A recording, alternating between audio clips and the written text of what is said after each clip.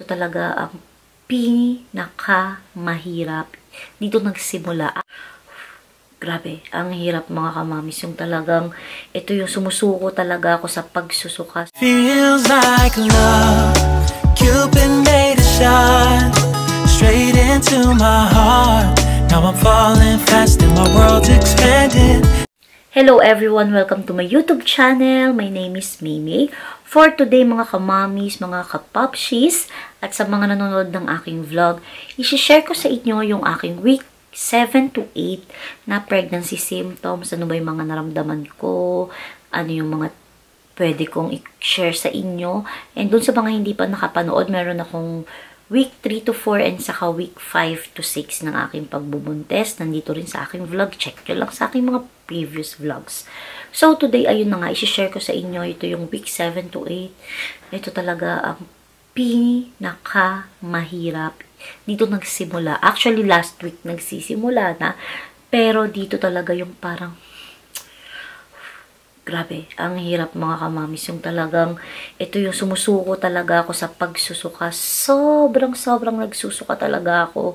Hirap na hirap talaga ako dito. And actually, ito pa yung December. So, parang alam nyo na yun, yung pagdating ng December, meron pang bakasyon si na Miriel. So, sobrang hirap kasi may alaga din ako.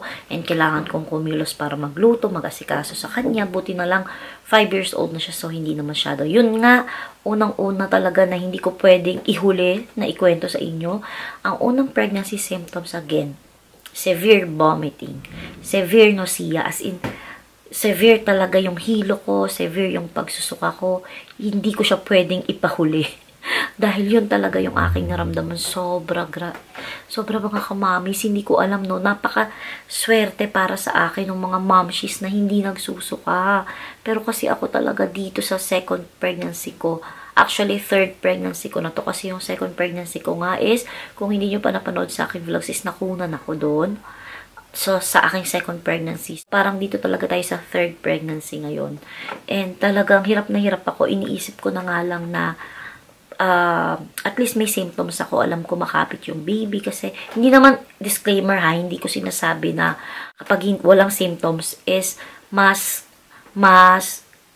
delikado. Sa experience ko lang, sa akin lang, parang dahil nga nakunan ako sa dati, mas parang nakakampante ako na ngayon, malakas yung symptoms ko dati kasi wala akong nararamdaman.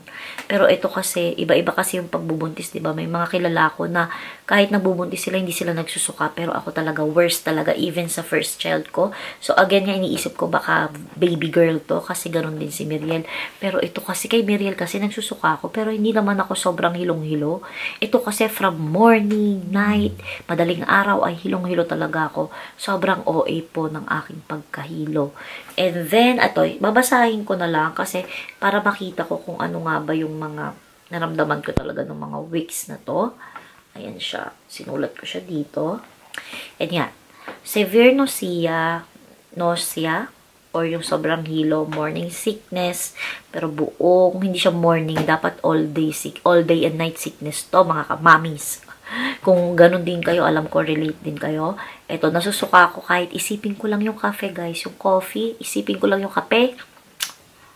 Parang talagang, yan na, dual na. Talagang, akala ko dati OA lang yung ibang mga kamamis, pero totoo talaga siya. Yung iisipin mo lang, lalabas na sa, talagang susuka ka na. And then, food aversion, marami akong ayaw nung mga panahon na to. Ayoko nga ng coffee, which is sobrang favorite ko. Marami akong ulam na hindi gusto, salmon, lahat ng isda, sinigang, sobrang dinuduwal ko po siya. Ayoko sa kanya ngayon. Talagang noon kasi before pregnancy, tuwing gabi, talagang fish yung kinakain namin.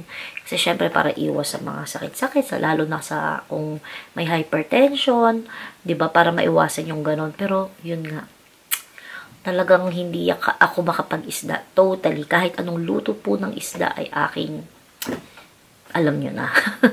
So, ito, emotional. Sobrang emotional ko. Talagang nakakaalala ko, nanonood lang ako sa Facebook Reels or sa Facebook, may nabasa ako, umiiyak na ako. Yung as in, parang dati, oo, may mga times na naiiyak ako, pero hindi kasi ako yung tipo na iyakin talaga, na sobrang iyakin. Pero dahil siguro hormones nga, sobrang iyakin ko, may mapanood lang ako, na kahit na ano, na medyo matouch ako, iyak na ako. Ganon katindi. And then, gustong-gusto ko ng apple nung time na to. Dahil nga hirap na hirap ako dahil nga ito nga yung kainitan ng aking pagsusuka. Ang nakakain ko lang madalas na hindi ko sinusuka is apple. Sobrang hirap talaga, mamshies. Talagang nararamdaman ko na hindi ako pwedeng bumangon. Pero, di ba? Talagang worst talaga. And then, 8 weeks nakalagay dito. Ay, nagkasakit ako. Yeah. Nagkasakit ako, nahawaan ako ng anak ko. So, ang hirap. Nagkaroon ako ng ubo. And then, sumasakit na yung tiyan ko sa kakaubo. So, imagine ninyo na, diba nga, nagsusuka na nga ako. Nagkalagnat ako, nagkaubo. So, ang hirap. Hindi ako nakakatulog, magdamag. And then, nung pumunta kami sa urhensya, yung emergency sa maternity. Sa emergency ng maternity, hindi naman sila pwedeng magbigay ng gamot sa akin. Nag-negative naman ako sa COVID. Nag-negative ako sa flu. Pero, ang sabi nila, catarrh. Ano nga ba yung catarrh? Sandali, isi-search ko kung ano nga ba ang English nun. Kasi Spanish yun eh. Colds. Cold lang daw siya. Yun yung tinatawag na yun. And, kasi nag-negative naman lahat. Pero grabe, ang sakit talaga. As inarinig nila yung ubo ko talagang matindi talaga. Wala talagang hinto. So, may binigay silang gamot sa akin na pwede daw sa buntis. Yun lang daw talaga yung pwede nilang ireseta. Wala silang pwedeng ireseta kahit na ano. Lalo na nga kung pwede nga is mas natural, mas okay. Pero dahil nakita nila na talagang worst talaga yung ubo ko, kaya nagreseta sila ng gamot sa ubo. And actually, nung time na yun, tinry ko talaga na wag sanang i-take. Hirap eh. Parang natatakot din ako sa kung ano yung pwede mangyari sa baby. Then, ano pa ba yung na-experience ko nito? Ito ngayon parang pagod na pagod ako. Ayan pa rin. Pag nasusobrahan ako ng lakad, sumasakit yung balakang ko. Tapos, parang nagkakaroon pa rin. Meron pa rin ako nung cramps. Nararamdaman ko pa rin yung cramps na parang minsan natatakot nga ako na baka mamaya ano nang nangyayari. Pero, ano naman siya, hindi naman siya pareho, parang mild na sakit ng puson, garon. Tapos yung likod ko, yung balakang ko, sobrang sakit niya. Lalo pag nasusobrahan ng lakad or ng tayo. Talagang ingat pa ako nito. Hanggat pwede magpahinga, nagpapahinga ako kapag may chance ako magpahinga. Since yung anak ko naman is yun nga, ano na siya, 5 years old, so nakakaintindi na siya, buti na lang. So kapag, nung nagbakasyon nga siya na 8 weeks ako noon, yun, natutulog talaga ako lagi. Buti na lang nga sa tabi ko lang siya. And yun, hirap na hirap talaga ako dito sa weeks na to. Sobrang hirap talaga. Kasi ito din yung talagang time na, yung first trimester, alam naman natin na talagang dito talaga yung pinakamahirap. I mean, syempre, pag nanganak, ibang pang hirap yun.